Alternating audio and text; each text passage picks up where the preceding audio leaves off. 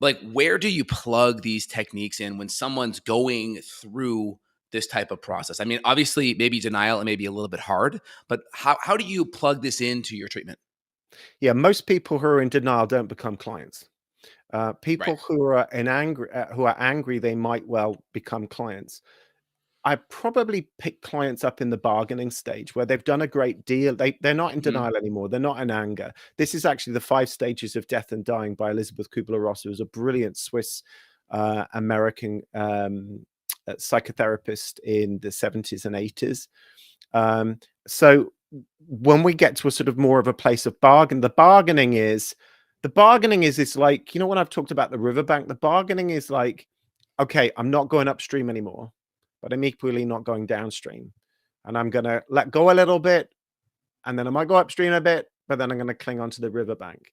So really, it's what is that? It's what was it? Denial, anger, bargaining, depression, and acceptance. Well, why would be depression part of that? Well, depression is because we have to fully let go, and we're going to get depressed because we don't want to fully let go, but we have to Mhm. fully go through that process and let go and let flow and go downstream, because bargaining doesn't work.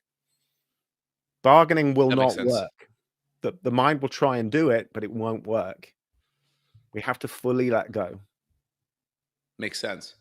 So I come into you, right? We're talking about the flying trauma or the Right. trauma in the car, right? Yeah. You have all these different techniques. We Yeah. have NLP, which is kind of, there's, some element of hypnosis in there. Correct. We have hypnosis in general. You have tapping techniques, EFT, different variations on that. You have EMDR, doing the eye movement, which a lot of that can be combined with EFT. There's havening, there's other types of techniques. How do you blend these techniques? And can you kind of just give a brief overview of each technique and kind of why you've incorporated it into your kind of healing plan with patients? Okay. The reason why is because they all work. And Mhm. I also work very intuitively. So I will sense sometimes that one technique is not necessarily going to work very well for some people. Some people really don't like tapping. They really don't like doing it, and they will prefer doing other techniques. So the tapping technique we've already talked about. Again, it releases stress.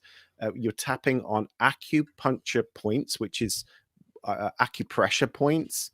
And whilst doing that over a period of time, a minute, 2 minutes, 5 minutes, if you're doing it in a 90-minute session with me, my God, you're going to really shift a lot of stuff.